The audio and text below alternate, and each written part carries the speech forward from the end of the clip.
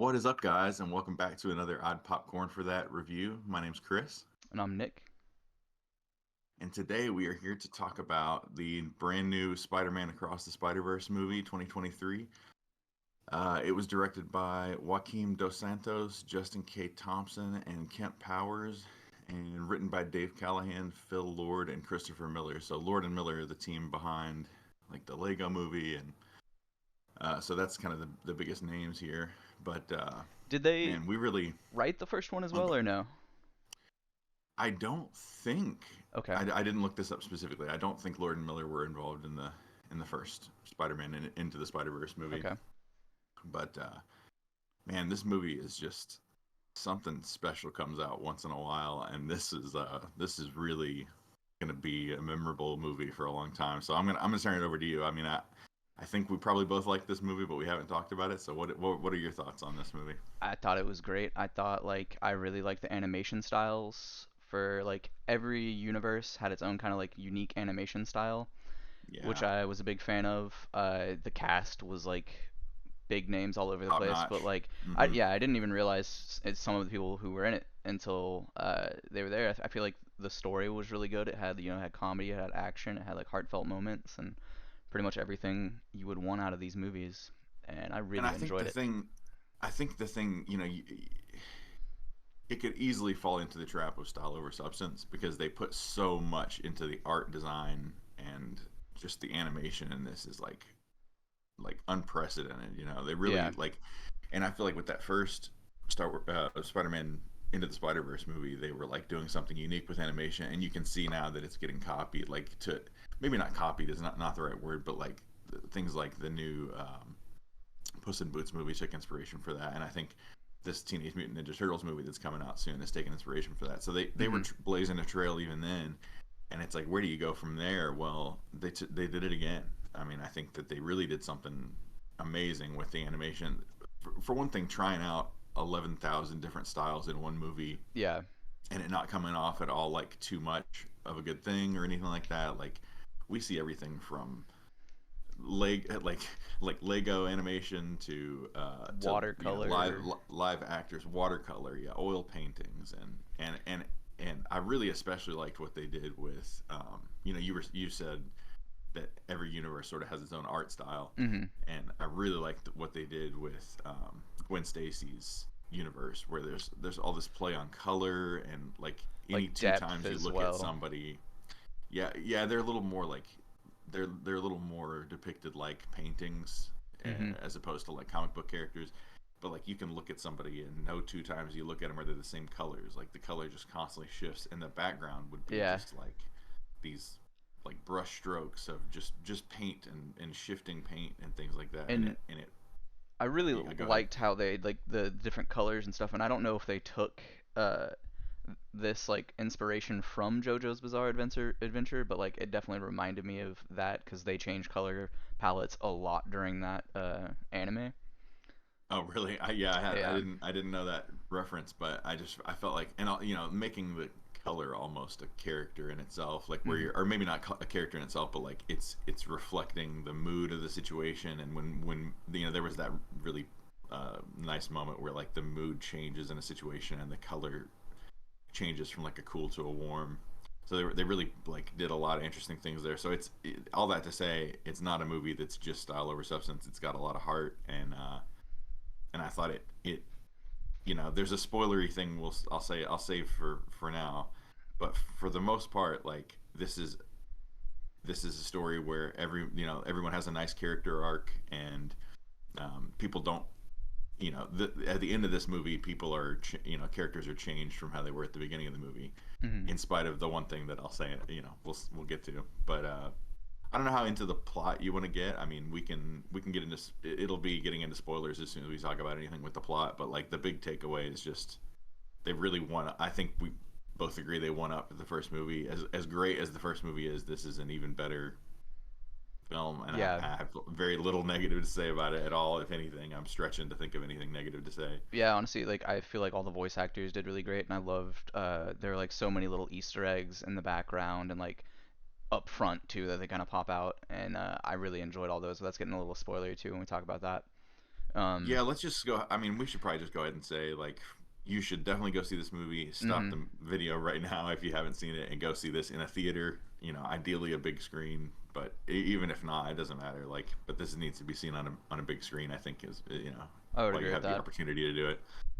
So, but this is spoilers, but I guess the basic, because I was gonna say stuff about like some of the voice actors, and it's like, well, we have to kind of talk about who they are. Like, I Mm. thought Oscar Isaac was a real standout. And I didn't even know that it was him until I got home and like looked it up. Hmm. Cause I didn't really read the credits, I guess, but Yeah, I was like, oh I didn't know watching it. I didn't know that was him. No, yeah, and he was really great. but Um, I mean, I guess the most simple thing is like there's this movie sort of centers around, there's like a what do you want to call it, like there's sort of like the elite spider people club, except it seems like almost everybody's included, but there's like yeah, thousands and thousands and thousands, maybe millions of Spider-Men that are um, supposed to be the elites, and they have this like group, and when Gwen Stacy is invited to be a part of it, um, she goes and gets Peter, and he finds out about this group and realizes he's like the one person that's not involved in it. Like, everybody else is involved, and maybe he's not. Miles, Yeah, Miles. I'm sorry, I don't even know what I said. Peter. Miles.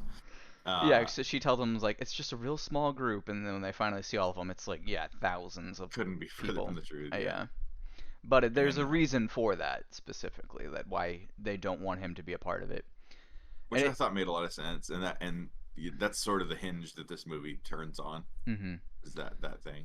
And I But yeah, I really did mean, like the supervillain development in this, because he kind of, who's voiced by Jason Schwartzman, who is kind of like this loved it. bumbling, yeah, bumbling guy who doesn't know how to use his powers properly, and is just like, you think he's nothing, and then he kind of figures out how to use his powers, and then keeps making himself stronger and stronger, and becomes like this big bad evil guy that's just like insane. Well, I think the movie sets him up to make you think as the viewer that he is the villain of the week. That's the Hmm. joke that Miles makes about him, is that he's just another villain of the week.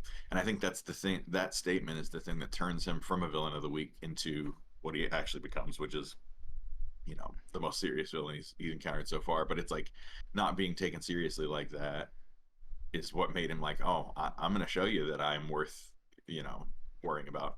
Yeah, But and there's a connection with them. So, and that sort of the connection to the the first movie. Yeah, well, and these are all connected to the big hinge of this movie, which is, so the person who got turned into Spot is what he's called. This guy that starts out the villain of the week, um, is the scientist who was there when the reactor the from the collider. first movie, the collider from the first movie, blew up, and that's what caused him to be this way. So in a way, like, Miles is the reason this guy has this disability or ability or whatever you want to call it.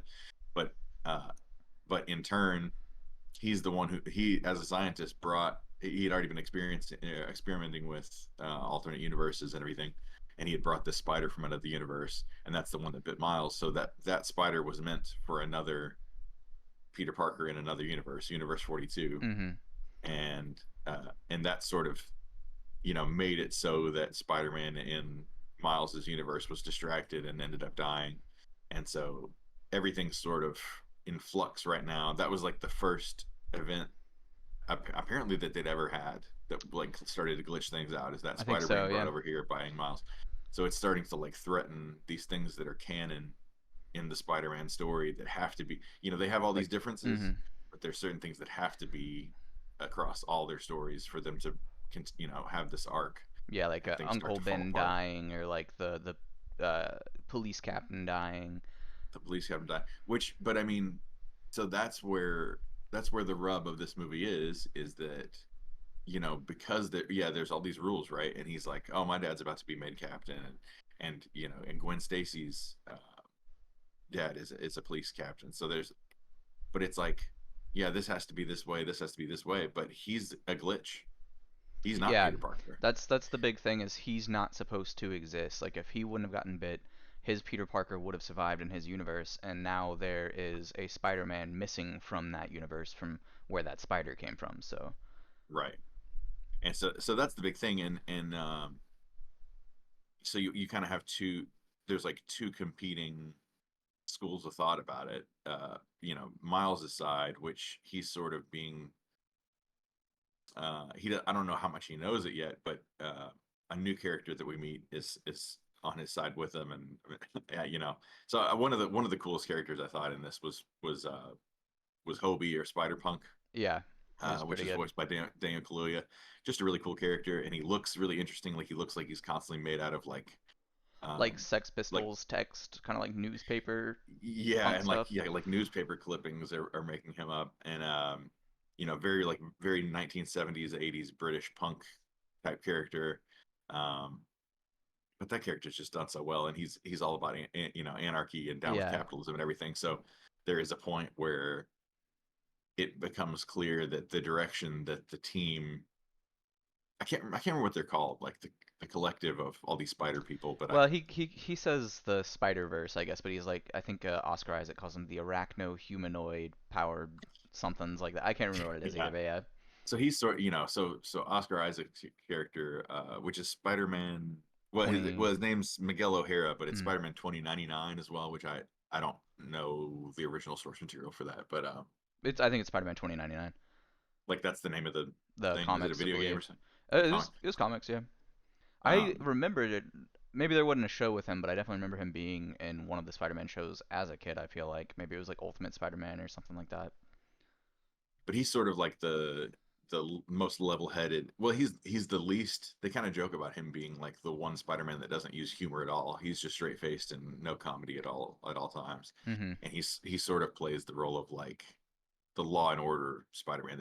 We got to make sure the canon stays intact at all costs. And he's not, to to an increasing degree as the movie goes on, he's not very nice about it. No, yeah. And I guess some things about him that set him apart from other Spider-Man pretty significantly, I think. And I think we'll get more about that. But he has to inject himself with something like maybe every day. Like it looks like kind of like a spider biting him, but he's doing it to himself. Yeah, because Um, that's his backstory from the comics. Is he was trying to recreate Spider-Man by using this genetic modification stuff, and then he ended up using it on himself, and I think he has to use it pretty frequently. and he says that um, he tried to find a life. Like there's all these universes. He tried to find a life where he's not Spider-Man at all, and he just has a happy life with his kids and his wife and kids. And I guess that version of him gets killed some kind of way, and he sort of fills in for that guy's life, takes over for that guy's life, and it started to make everything, the Spider Verse fall apart. Yeah, and So that's that's where they his kind like. of explain the canon events that have to happen. Like he Mhm. started living in this universe, it's not canon anymore, so the whole world starts to get erased when the canon events don't happen properly. So that's what everything in this movie is about. But it's not like there's so much more to it than that. There's so many little nuances about character development, and the conversations here sound like these characters are so well developed, and the conversations between them sound like real conversations between real people. It's just handled really well, and there's a lot about I think more than anything, the relationships here that they're exploring are the relationship between Miles and his parents, and Hmm. Gwen Stacy and her father, and then the relationship between Gwen and Miles. So Gwen and Miles have this like budding relationship even more so here. It doesn't.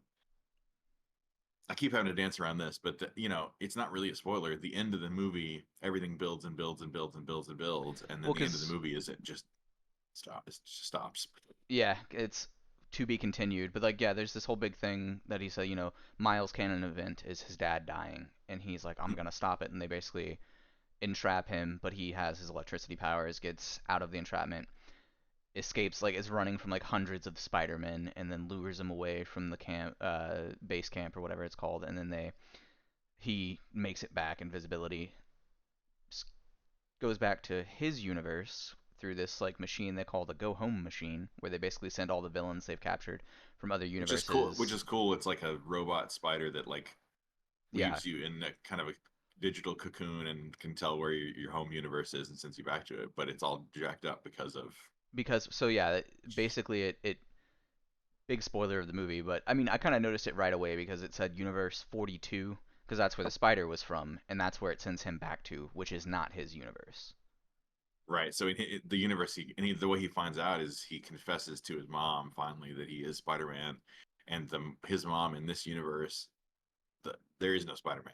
Yeah, So she's like, she doesn't even know what he's talking about. Like, is that a costume? Is that one of your like Comic-Con things? And he's like, I've never never been to Comic-Con. yeah, Uh, but yeah, it's like so that's the moment that you realize he's not in the right universe, and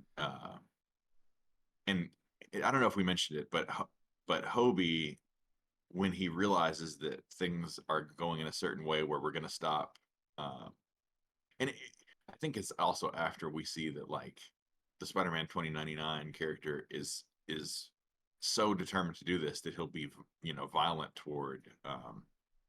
Miles. uh, Yeah, toward Miles.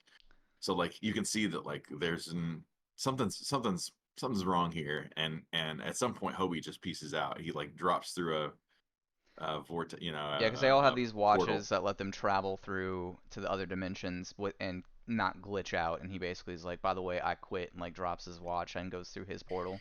Yeah, I didn't notice him do that, but he drops his watch. But also there's like the so he ends up giving a like bootleg transporter watch, whatever you want to call it, to Gwen Stacy, Mm-hmm. and I think it's just he's just like stolen little pieces here and there from like when he was working there Oh, and pieced her together one. I didn't even think about that. Yeah, because there's a scene where he keeps like breaking stuff off, and Miles is like, "That might be important." He was like, "Well, I don't know," and that yeah, I Yeah, didn't even yeah. put that So he's together until building just he's now. building her a watch. But by way of that, when she realizes she's on the wrong side too, and she's like, "Oh, we got to save Miles. It's more important than that maybe he's right. The canon isn't." Uh, so she uses that transporter to round up the for the most part the team that we know and love from the first movie. So there's a little bit of I think there's it's like I think it's going to be Hobie and everyone from the first movie. So Yeah, so so Spider Pig and Spider-Man Noir, Mecha Spider Girl, so uh, we get Nick Cage and John Mulaney back and Jake yeah and the Johnson, of course. But Jake Johnson was in the movie as well, which I really liked oh his and part. He's got his daughter. he's got the baby yeah and Yeah, so his life's and he there's like a really cool moment where he's telling Miles is really upset with him and he's telling Miles that he hit like the inspiration for him having a child at all was like maybe I can raise a kid to be as good of a person as you are. yeah, So that was cool. And like I said, everybody has character development in this. They don't like a lot of these sequels fall into the trap of like, oh, we had this character arc from the first one and that worked. So let's just basically revert them back to how they were at the beginning of the first movie again and have them go yeah. through the same character arc again. Which they did kind of do the same thing they did in the first movie. So like when they introduce a new Spider-Man, like a few of them at least, where like, so let's take it back a little bit and like explain a little bit how they became Spider-Man or like what's going on in their universe. So like the first Yeah, after they meet Hobie, they have this big thing with Dot, and he becomes like even more powerful. And then, uh, oh no, Hobie shows up during that, but it's like they go to a Spider Verse where it's like Mumneta, where it's like New York City, Mumbai, and this giant megalopolis, and it's like an Indian version of Spider-Man, dude, I which was loved that really, character. yeah, he was really cool, and he's actually, I can't think of his name, but I believe he's the cab driver in Deadpool movies. Oh, the second one, which I haven't seen, but yeah, I think you're Yeah, right about that. Uh, oh, maybe both of them. I think he's in the first one too. Yeah, I got to rewatch it. but he but was great. yeah, he's and the character design on him is really cool. Like they Yeah, do a lot of interesting things with the indie. But I mean, you could get lost talking in the about the animation in this because it's just like a nonstop visually. You could frame every frame of this and put it on your wall. But yeah, the Indian Spider-Man was really cool. I liked the I don't know if you recognized her voice, but she's not famous for that much. But mostly SNL. But like Rachel to me, like Dratch. yeah, peak I did. SNL was Will Ferrell and Rachel Dratch and Yeah, like Chris Kattan and I recognized so her voice immediately, and I was like, that's I recognized her definitely. voice, and they kind of made the character look a little bit like her. So Yeah, so I guess we can get into a little bit of maybe the cameos or like other characters that were in it, because there were a lot of big names that I wasn't expecting. Like, and I don't know if you knew this one. So like, the beginning kind of starts off with Gwen Stacy. It starts off where she finds out there's another interdimensional vulture that she's fighting, and that's kind of how they find out all these bad guys are getting into other dimensions, and and there's that this thing's like task force. Yeah, it's made out like of like Leonardo da Vinci paper. yeah, it's like a Renaissance Vulture, and his name's like Hmm. Adriano Toomis or something. But he was voiced Hmm. by Jorma Tacome, which I thought was pretty interesting.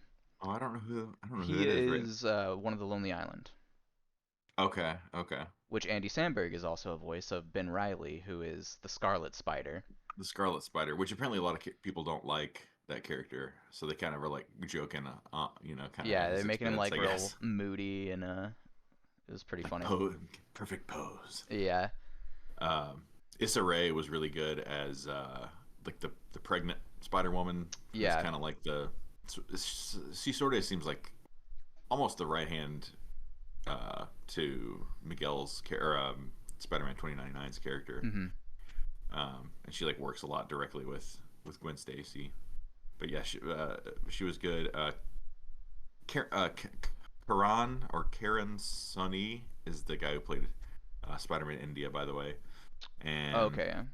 um, oh, and Luna, she was a character in the first one, but like not a memorable one to me really. Hmm. But Luna Valles is she was I know her from Dexter, but like she was like the police captain on Oh, Dexter, but okay. Yeah, yeah. she's the mother. Yeah. She's Miles Morales' mother. They give her a lot more of a character in this, and they make her they endear you to her a lot more because she's just like she's a little bit more like the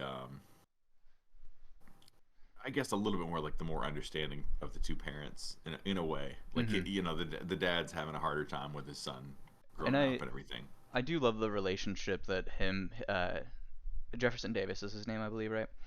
His dad, and then he has a little Yeah. relationship with Spider-Man. So obviously he doesn't know it's Miles, and they're talking and stuff, and then they're talking about his son, and Miles is like, "Well, maybe get off his ass a little." Well, and that was another thing that I thought, it was good that they like had some carryover from what's happened from the first movie. Like now Yeah. we're not worried about Spider-Man. Spider-Man and the police are kind of, they have a relationship, like you said. So that was another thing where they didn't just have to start over at square one and like we're worried about Spider-Man again. Although Gwen's father, the situation with in her universe is that he's the police chief and They thinks that she uh, is the re or kill. She thinks that he thinks that she killed Peter Parker in her universe, but that was actually like her boyfriend, right?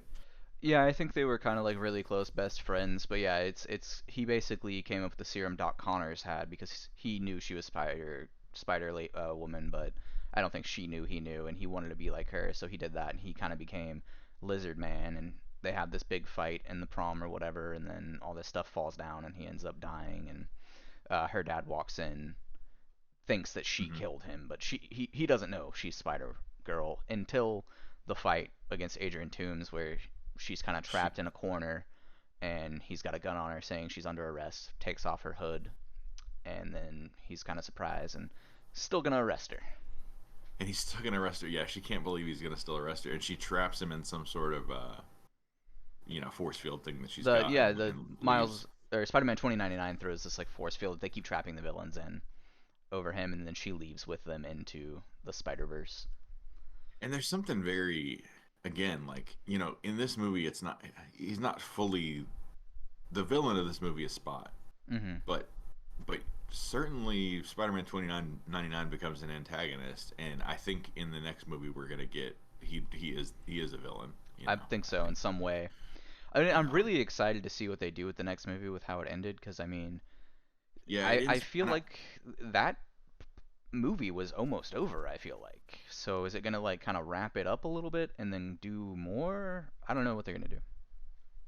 well, they have a lot of ground to cover if you think about it. I mean, because we don't Yeah. we don't get a resolution to the Gwen, and like I'm sure that Gwen and Miles are gonna they're gonna get together at the end. There's gonna be a resolution with this thing about the canon being disturbed, and we're going to find out if Mhm. Miles' father dies or not. We're going to find. So there's a lot to be found out still. I don't know if the next one will be as long because Yeah. this is in the conversation for like longest animated movies ever made. It was like over 2 hours, Um, right?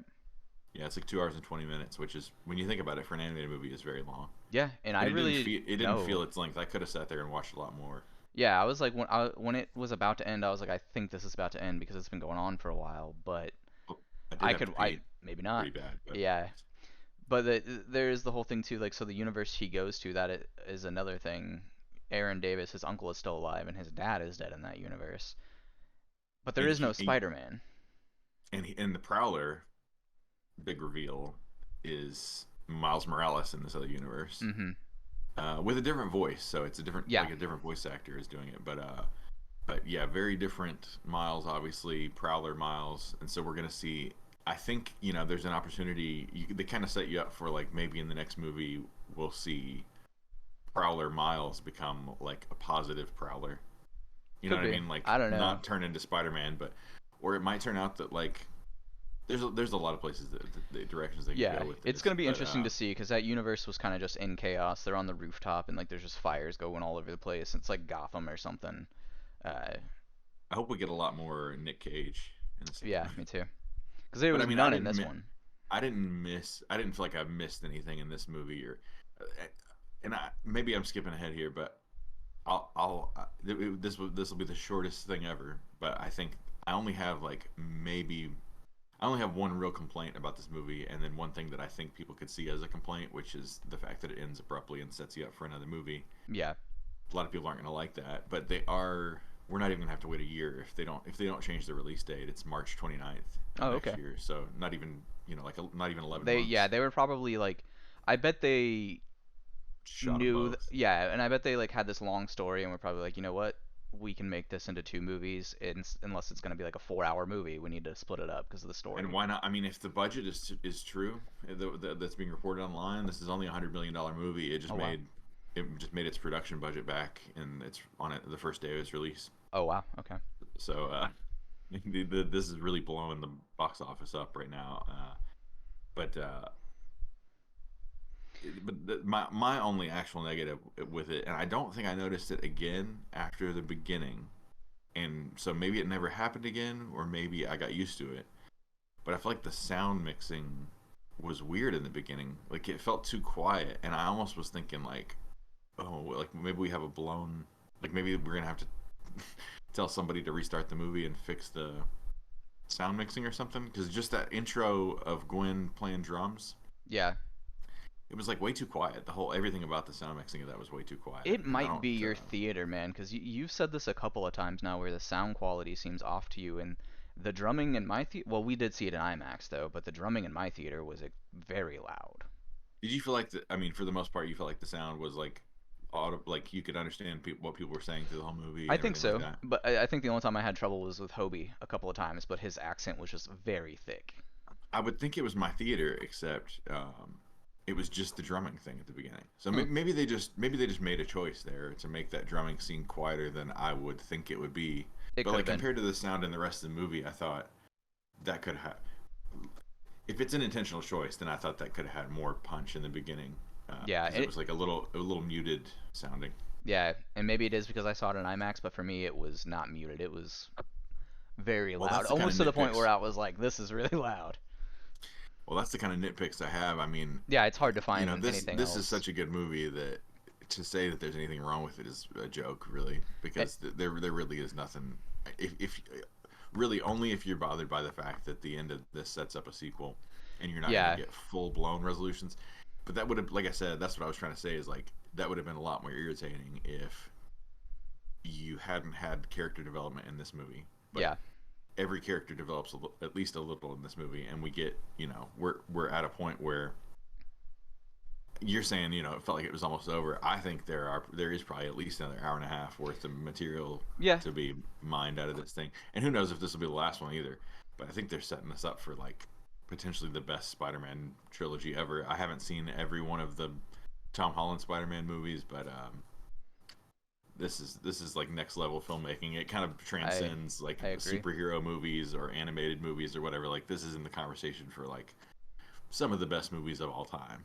Like Yeah, and I really can't think of any negatives that I have this for this movie. There was only one thing that I was kind of like, huh, but I don't know if it's just something I'm missing, because like there's a scene where his mom and dad, Miles Morales' mom and dad, are talking to his guidance counselor, and his dad's like in his cop uniform, but his badge says Morales. But I thought his name is Jefferson Davis, and I maybe there's something I'm missing there. I've seen it listed both ways, so Okay, maybe I don't know what the correct answer is. I guess if it I don't know how they say it on the movie, I but don't yeah, either. like that's the kind of thing But that's if you could really hear. nitpicky, yeah.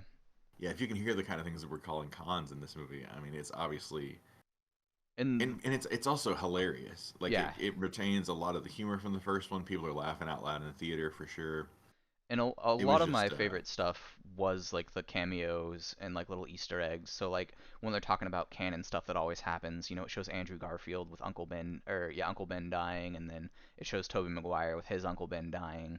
yeah, we get There's archival footage of almost every Spider-Man movie released. Yeah, they're talking And about also you get a ton of J. Jonah Jameson, J.K. yeah, Simmons, because every universe is he's him. yeah, it's in every universe. Which I there's some cool things to be. Maybe they could go into that more in the next movie. I don't Hmm. know. The fact that he's in every universe. Yeah, it some of the other cameos I really like. So like Donald Glover reprises his role as Aaron Davis as the Prowler that they've like captured. So And I think he's one where it's not archival footage. Like they got him for this movie. yeah, because he wasn't the Prowler in the Tom Holland movies. I think he's in Homecoming, and he's like an arms dealer working with Michael Keaton's character, the Vulture Adrian Toomes, who he gets information, or Tom Holland's Peter Parker gets information from him in a parking garage, but it doesn't show him as the Prowler. But so now I guess it is canon if he's from that same universe that he is the Prowler in the Tom Holland Mm-hmm. universe. Mm-hmm. And they even make a mention, like they're talking about the whole multiverse thing, and they're like, and don't get me started on Doctor Strange and Peter Parker from universe 19909 or something like that. So it does give you what universe they're supposed to be in too. Did you did you notice the little Asian lady at like the convenience store? Yeah, that's That Venom. was yeah. I didn't catch the reference. I had to like look into it later, but it was yeah, that was from Venom. So we could get that's another thing. There's potential in the next movie to really go into like you could actually get Tom Holland. Now I don't know if this is a good idea, but you could get Tom Holland and or Andrew Garfield and or Tobey Maguire and or uh, Tom Hardy. Tom Hardy, to make cameos in the next movie, or at least incorporate uh, archival footage in an interesting way. But Hmm.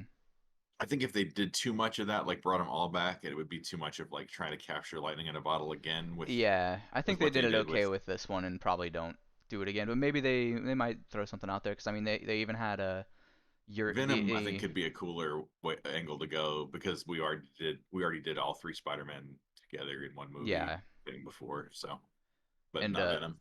they had Insomniac Spider-Man 2 from the video games, which is Yuri Lowenthal, uh, which was pretty cool.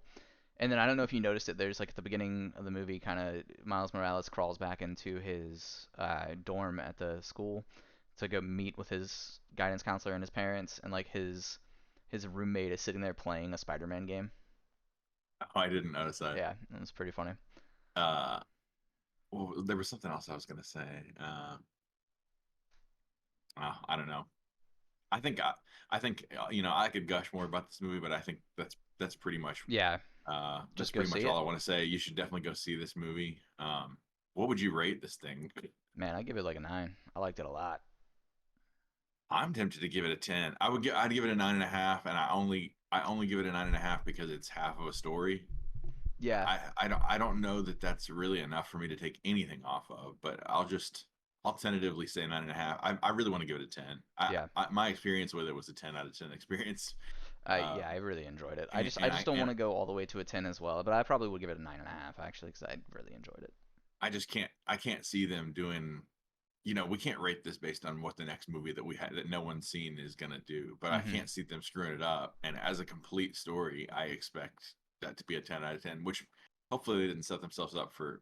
They did set everybody's expectations really high with this next movie now, so they got a they got an interesting task to fulfill, not disappointing people after something as impressive as that. But Hmm. I think they can do it. Yeah, so 9.5 for me. Same. So the next movie we are going to talk about, ironically, sort of, is another Andrew Garfield movie called Under the Silver Lake. So that's the next video coming out. If you guys like this video, share it with your friends, subscribe to our channel, hit the bell for notifications because it's probably hard to see Leave that some we're posting comments new too. videos. I Yeah, mean, leave some comments. like if there's we have a long list of movies, but if there's movies you want to recommend or something too that we would potentially want to check Yeah, out, we can add it to the well, and list or also in watch this it. Yeah. video, in this video in particular, if you want, comment your favorite Spider-Man movie or rank all the Spider-Man movies. Since this is the newest Spider-Man movie, throw some Spider-Man related comments in there if you want. So yeah, we're looking forward to being able to interact with you guys more. So we welcome all the comments for sure. Yep. But yeah, we'll see you guys next time. Thanks. So yep.